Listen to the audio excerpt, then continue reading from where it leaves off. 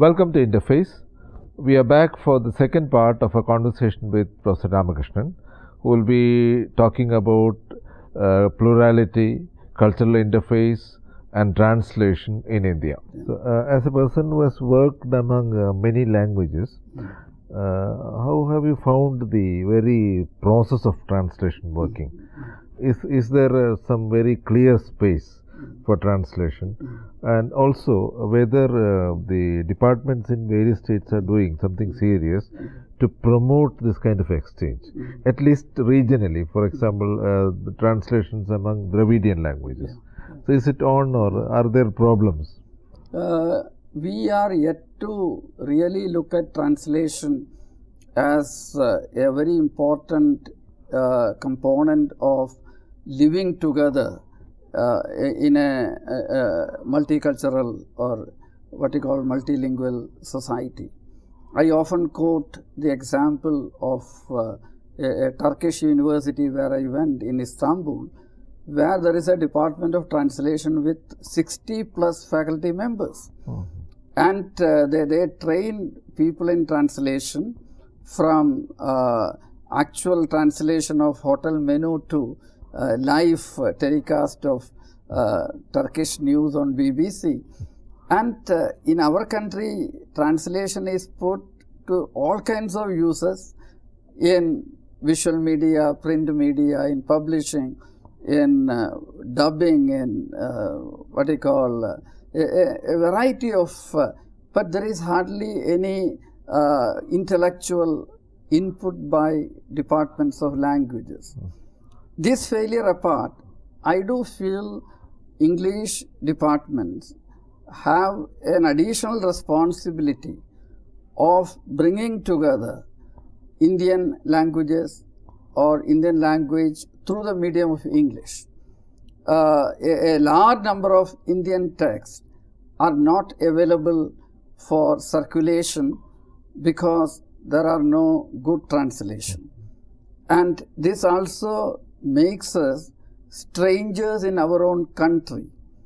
There is very little communication between Gujarati and Marathi, Hindi and Urdu, Malayalam and Tamil, or Bengali and Oriya. We have reached a stage where people talk only within the language, or people talk in English about the Western literature. We need to actually create a certain discourse about multiple streams of Indian literature, and this can be done by translation. This can also be done by certain kind of literary curriculum where you prescribe texts from multiple literatures. And what I have personally attempted is to look at very strong text which actually need to go beyond their boundary, linguistic boundary. When you find a poet like Muktibodh in Hindi, or when you find a poet like Calicut or Dilip Chitre in Marathi, you are instantly struck by the force of their utterance. And this has a significance beyond their own linguistic context. And I have written about Marathi and Hindi literature in Malayalam. And in English again, my attempt has been to draw attention of a large readership to the multiple resources available in Indian literatures to understand our society. This doesn't mean that our literature is merely ethnographic raw material, but our literatures make us available a very rich resource, a kind of resource which also allows us to look at the experiential fabric of the everyday living in India. In this instance, do you think the European Union offers a good model? Because they have, I understand, facilities for instant translation into 27 languages. All the the languages spoken by in all the member countries of the Union. And they have facilities for all kinds of, as you said, in Turkish. Just as in Turkish, you have translations of literary pieces, scientific and technical literature. So, do you think it is possible in India, such a kind of institutional setup? Even in Europe, what my own limited understanding tells me, there are what you call major and minor languages. For example, East European languages are a kind of class apart, but they are much more alert to political issues. A language like French has inbuilt resistance to receiving a whole set of what you call third world ideas. And what has happened over a period of time in Europe at least is a certain kind of withdrawal into their own separate, I wouldn't say ghetto, but their own separate provinces. Multilingual, yes, but only Europe. Only Europe. And this is one of the major problems of comparative literature theory. When we discuss French school, which has always been a model, it has also increasingly become influence studies within the European context. And when you talk of American comparative literature model, you increasingly find they are concerned with certain parts of Europe and America. They call world literature, entire anthologies are written. You hardly find one person representing the entire Asia. And this is why I have been strongly arguing we need an Indian model of comparative literature. We need to actually look within and also look without.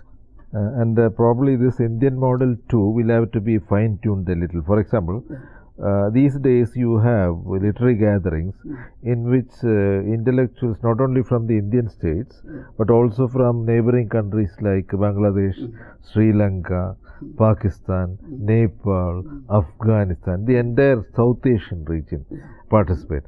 And probably a kind of South Asian identity is in the make. So where, for instance, for translation competitions, you have 26 or more languages included. For example, Dari or Pashto or Sinhala. So probably we have to address that also. In fact, South Asia is also a category created not within Asia. Largely there is an imprint of certain ideologies from the West. But still, it is a framework which can be productive, which can be, because we have shared memories, we have a certain trajectories which actually bind us through common languages, historical roots. But at the same time, what happens to the Indian model is that increasingly there is a certain kind of unequal kind of you see weightage given to certain linguistic traditions within India. For example, if you are studying novel, you would find the Kashmiri novel as a form emerges only in the 50s. There are languages where oral literatures are very, very strong even today. For example, Adivasi languages. Even the word tribal is a very loaded word. So how do we look at Northeast? How do we look at entire categories within India? But these are problems which literature will have to solve through a multidisciplinary kind of effort. We need anthropology, sociology, or ethnography, or even political science people, in order to understand the very complex configuration of history that informs or social kind of structures that inform Indian literature. And of late, if you look at literary studies have also been trying to be interdisciplinary, but this interdisciplinarity does not actually do justice to the experiential content of literature. And there is an increasing feeling that literature is used by historians or political scientists as a certain kind of documentary ethnographic material. But there is a certain experiential matrix from which literature makes its the presence felt. David Schulman makes a very interesting comment that you cannot actually translate texture of a poem. Texture is something unique to the language, to the utterance. So how do there is a certain kind of interiority to a literary tradition. Tagore can be understood only if you enter the intimate spaces within Bengali, or if you enter a certain interior space of Malayalam, you can understand Vailopilli or Eഴുത്തച്ഛൻ. And this level of immersion, this level of deep involvement will take a lifetime of very intimate, devoted study. And not probably the work of one individual. It's not probably one individual.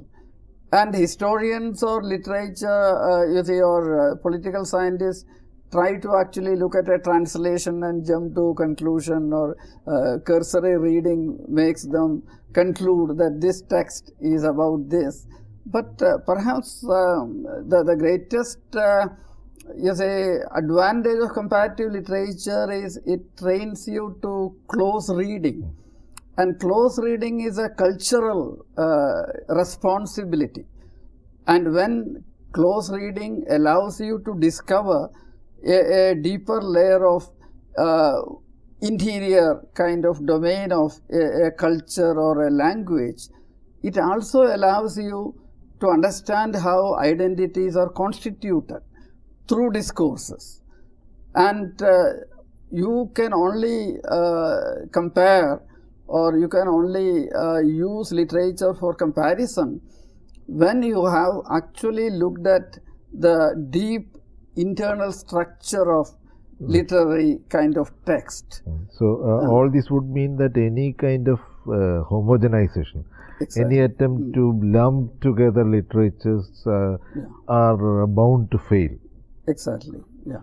In fact, this is one major problem with translations into English.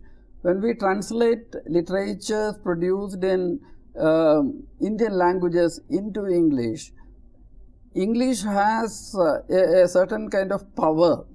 It's an international language with its own cultural baggage. It produces translations which are eloquent. It produces translations which need to be fluent. So eloquence, fluency, as Lawrence Venuti says, can also sort of create a certain kind of shallowness, or it can actually make these deeper structures disappear. And it may also make you available an abridged version without reference to the complexity.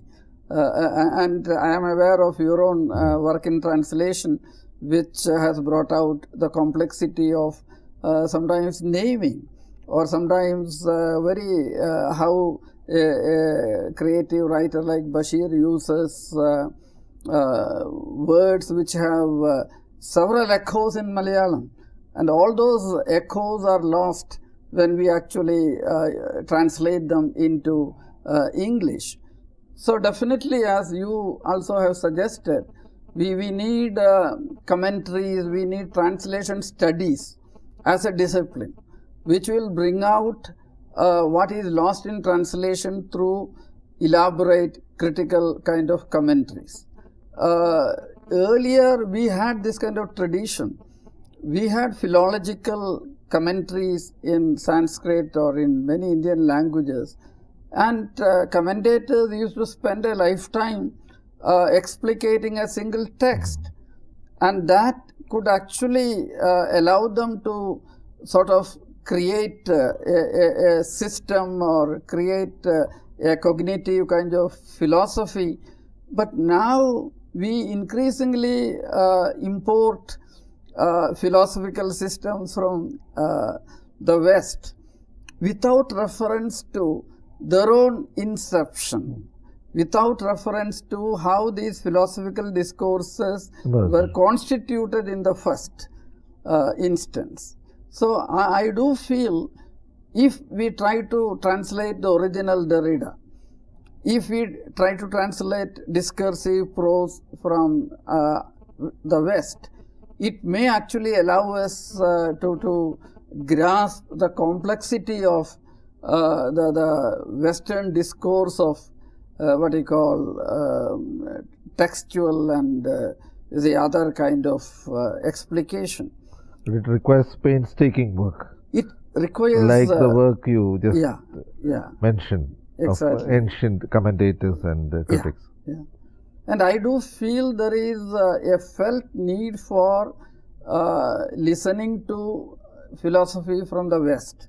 I am not one who would say we need to shut our doors or close our and India is sufficiently rich in that. Actually, if you look at the history of our own thought, Indian thought, it has always been vibrant when it actually got into certain dialogue with other literatures or other ideas. For example, when Persian Arabic kind of aesthetics got into a dialogue with Bhakti, Bhakti actually had a different kind of transformation.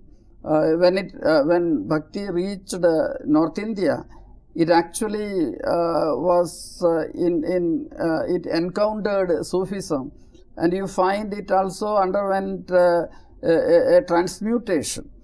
And similar kind of in progressive phase, you find London, Paris, and then Lucknow. The ideology of progressive literature had its origin in certain kind of anti-fascist thought systems in Europe in between the world wars. So if you look at Angare, the first major volume of progressive phase, it was conceived in Paris, and then you have Jival Sahityam in Malayalam, following what Premchand said in Lucknow. So there have always been certain kind of crossing boundary.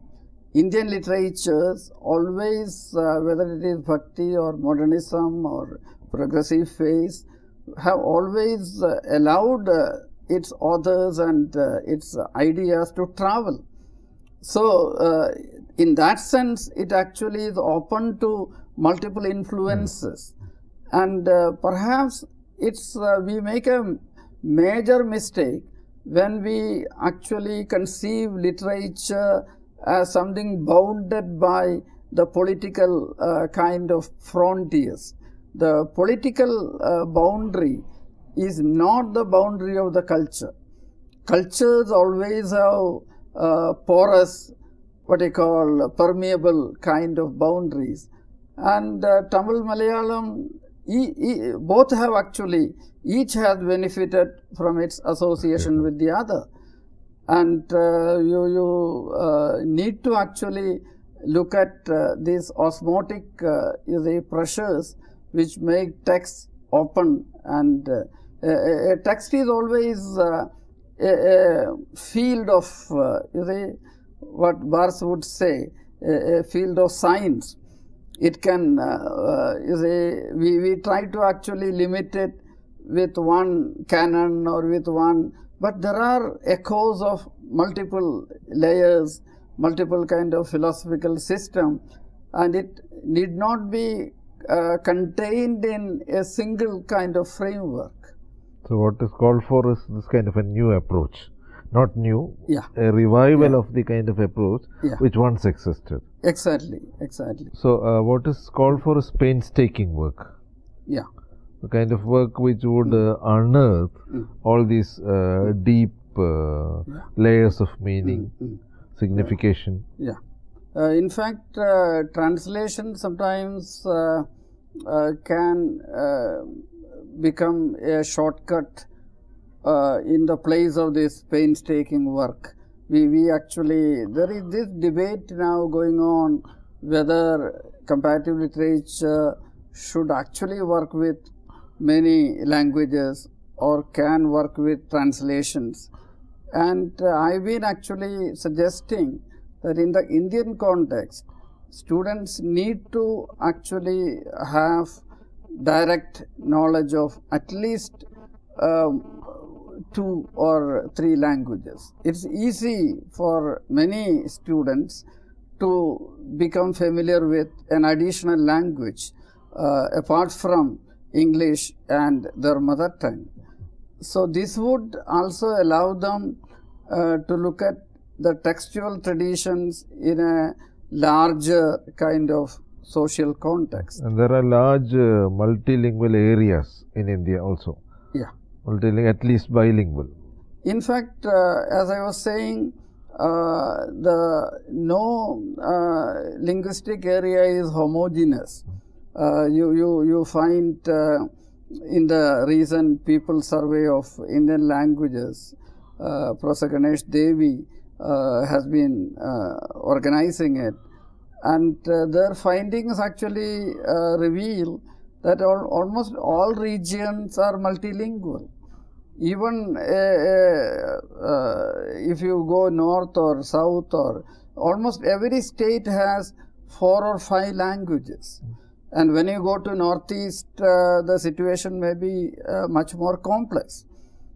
And what's happening perhaps is, I meet a lot of students from the northeast, and there are situations when a student says he knows only English, or he knows only a rudimentary kind of understanding of his own language. And this is happening even in contexts like Gujarat or Kerala, where students actually come from a certain background, where they feel an Indian language is not something which really carry much in terms of profession or in terms of future much validity. I think we need to actually change our priorities. At least humanities cannot actually flourish in this country without really nourishing the multiple language traditions in India. And our knowledges will not, I keep emphasizing this point, we need knowledge production in Indian languages. So there should be philosophy, there should be political science, economics in languages like Malayalam and Punjabi, or Gujarati and Bengali. So original text need to be written in these languages, not translation. And this would actually allow a certain scholarship to emerge. And robust scholarship alone can save Indian languages. And this would enable interdisciplinarity much, maybe deeply, much more deeply. So what is happening today is interdisciplinarity doesn't really go deep. In the name of interdisciplinarity, we actually do the same old thing, and we refuse to really cross boundaries. So what you say is required is a kind of parallel body, a body parallel to the existing bodies like National Translation Mission. So the NTM encourages translation of knowledge. Right? So you would say that there should be a parallel body which encourages the production of knowledge texts. Exactly. Parallel to what the NTM is doing. NTM did try to encourage translation of discursive prose, but it has, I do not know how far it has succeeded. As far as I understand, they are now doing translation on a large scale. From various discourses. But you have suggested that there should be something done to encourage original production. Original production. Apart from translation, there should also be original production. And this would also help knowledge production. And comparative literature can only flourish if Indian languages find a certain kind of space within the national knowledge mapping. So today, for all practical purposes, English has become the intellectual language of India. None of the Indian languages, nobody would study Bengali or Malayalam to understand economics or to understand psychology. And why are there no original books on none of these modern disciplines? Even on topics like history of religion, our language, there is so much discussion on religion, but look for a good book on Hinduism in any of the Indian languages, you will not find it. You need an American to write the book, and you also need a certain rigorous scholarship to come from the West. And that's where I feel interdisciplinarity actually should have been cultivated in Indian universities on a much larger scale. And it would have allowed comparative literature to flourish along with translation studies. So what you mean to say is that all these things go together: plurality, interdisciplinarity, comparative approaches to literature. So all these things go together. In fact, comparative literature cannot become an option for humanities unless other disciplines also flourish. It actually needs to be nourished by multiple disciplines in its vicinity. So we need robust discourses of many branches of knowledge.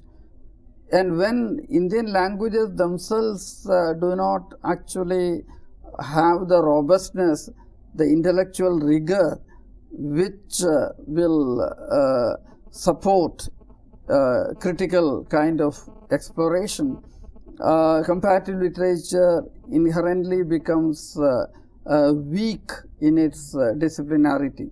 And this is not what is happening in some of the East European languages, some of the Latin American languages. There are very, very important literary histories emerging. There are very important texts about theories emerging. In somebody like Zizek writes in his own language, and there are is a great novelist from Turkish and Japanese who have become world novelists. So in that sense, those languages can support a certain creativity which can actually flourish at the global level. But apart from Indian writing in English, you do not find none of our languages producing writers who actually now make a mark at the global level. Thank you. So for the very informative discussion. Hope it has actually helped you and those who of course. Thank you. Thank you.